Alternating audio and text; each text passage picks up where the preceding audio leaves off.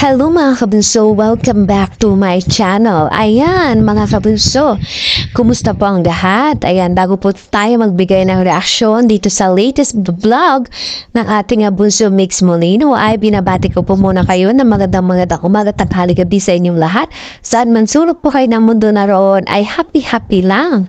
At dito nga mga kabunso, itong latest vlog ng ating Bunso Mix Molino, kung nakikilala po natin o natatandaan po natin itong si Tatay Cesar, si Nanay Melanie, yung mga natulungan po ng ating Bunso Mix Molino ay kanya pong kinumusta itong latest na kanyang vlog, at nakakalungkot man po talagang isipin at nakakalungkot pong tingnan na halos po lahat ng tinulungan ng ating Bunso Mix Molino at sa mga sponsors ay parang bumalik po sa dati na mag-uumpisa po ulit. Pero itong si Tatay Cesar maski papaano ay may napupuntahan naman, no? Kaya lang po talaga, bahay po talaga yung problema ni Tatay Cesar.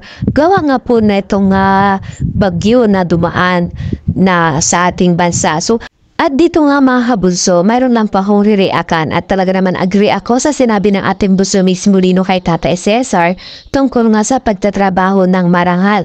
So dito nga sa sinabi ng ating Bunso Mix Molino ay marami po talagang matatamaan, lalong-lalo na yung mga taong sinungaling para lamang kumita dito sa social media. Kasi dito nga sa social media ay pwede po tayo dito free tayo na magsalita, sabihin natin kung ano yung gusto natin. So bago tayo mag-react mga kabunso, pakinggan po muna natin nga at ano yung masasabi nyo dito. At sasabihin ko rin kung ano yung reaction ko dito sa sinabi nga ng ating Bunso Mix Molino dito. Wala magagawa, taga marami ang hanap buhay. Pero syempre, kahit naghihirap tayo, kailangan natin na magtiyaga pa rin. Oo naman. Magsipag. Idol ko ang aking inspiration, mga anak ko Amen.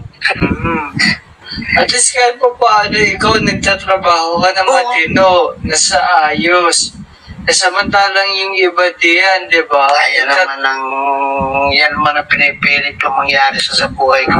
Samantalang yung iba gumagawa na ng hindi maganda para may maipakain sa kanila. Pero ikaw kung ikaw tatanungin, opor ka ba sa ganun ginagawa ng mga tao? Yung manloloko mo na ng tao para may magpakain sa pamilya? Hindi ako sa ganyan. Lumabas sila ng legal. Pero bakit sabi ng kapitbahay mo ganun ginagawa mo? Hindi So ito na nga mga kabunso, kung kayo ang tatanungin, pabor ba kayo na manloko sa mga tao para lamang kumita at may maipakain sa ating pamilya? So dito nga mga kabunso, bato-bato sa langit ang tamaan, wag magalit.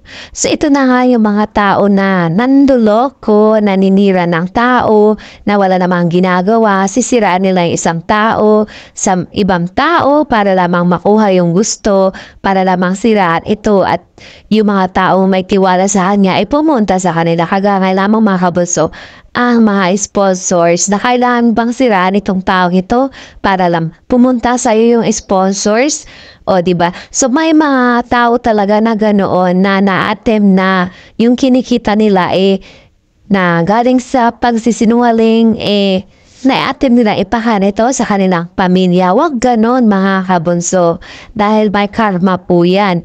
Darating at darating ang araw, hindi man ngayon, pero darating ang araw na kakainin mo rin lahat o babalik din sa iyo lahat ng mga sinabi mo at ng mga ginagawa mo sa kapwa mo na hindi maganda, hindi mabuti. Kaya habang tayo ay nabubuhay pa, gumawa tayo ng tama o gumawa tayo ng mabuti sa ating kapwa. Ayan lamang mga kabunso, maraming salamat and God bless everyone. Thank you so much. At hindi pa po nakapag-subscribe, please like and share my channel. Ayan, maraming salamat po mga kabunso. God bless everyone.